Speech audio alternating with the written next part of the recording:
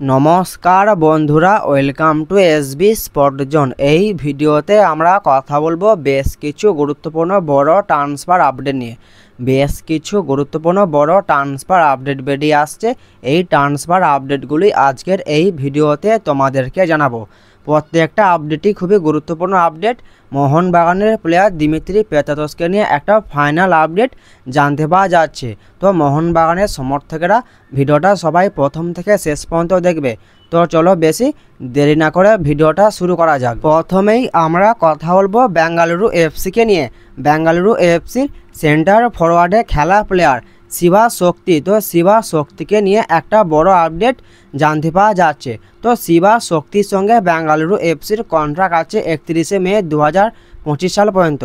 তো সামনেই তার সঙ্গে বেঙ্গালুরু এফসির কন্ট্রাক্ট শেষ হতে চলেছে।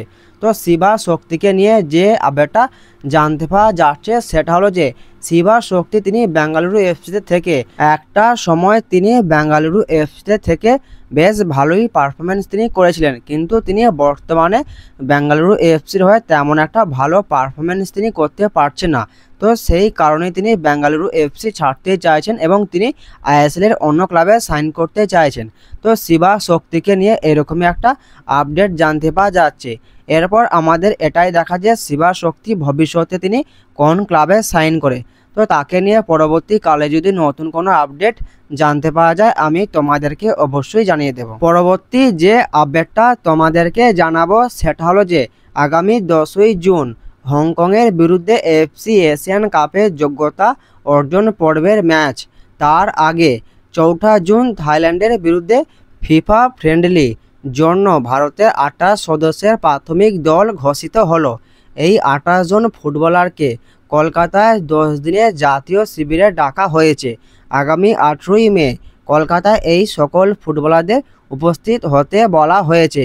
তার পরের দিন থেকে নিউ টাউনের AIFF সেন্টার অফ এক্সেলেন্সের ক্যাম্পাসে কোচ মালোলো মার্কুয়েজের তত্ত্বাবধানে 10 দিনের অনুশীলনের পর নির্বাচিত চূড়ান্ত দল কলকাতা থেকেই থাইল্যান্ডের উদ্দেশ্যে রওনা দেবে। সবথেকে গুরুত্বপূর্ণ বিষয় হলো এটাই যে ভারতীয় জাতীয় দলের কোচ তিনি এই যে 28 জনের স্কোয়াডটা ঘোষণা করেছেন, এই 28 জনের স্কোয়াডে কয়েকজন বেশ নতুন প্লেয়ার তারা সুযোগ পেয়েছেন। তাদের মধ্যেই আছেন মোহনবাগানের প্লেয়ার সোহেল আহমেদ ভাট। তিনি প্রথমবারের মতো জাতীয় দলের হয়ে সুযোগ পেয়েছেন। এরপর আমাদের এটাই দেখার যে সোহেল আহমেদ ভাট তিনি জাতীয় দলে প্রথম একাদশে তার নিজের জায়গাটা করে নিতে পারে নাকি, এটাই এখন দেখার বিষয়। পরবর্তী যে আপডেটটা তোমাদেরকে জানাবো সেটা হলো যে মোহনবাগানের বিদেশি প্লেয়ার দিমিত্রি পেত্রাতস। তো দিমিত্রি পেত্রাতসকে নিয়ে একটা বড় রিউমার বেরিয়ে আসছে, যেটা জানতে পাওয়া যাচ্ছে যে ওডিশা এফসির তরফ থেকে দিমিত্রি পেত্রাতসকে একটা বেশ বড় অফার করা হয়েছে তাদের দলে সাইন করানোর জন্য। তো দিমিকে নিয়ে এরকমই একটা বড় রিউমার বেরিয়ে আসছে। এই আপডেটটা তোমাদেরকে জানিয়ে দিলাম। তো প্রথমে এই আপডেটটা আমাকে একজন কমেন্ট করে জানিয়েছিল, তিনি এই আপডেটটার ব্যাপারে জানতে চেয়েছিলেন।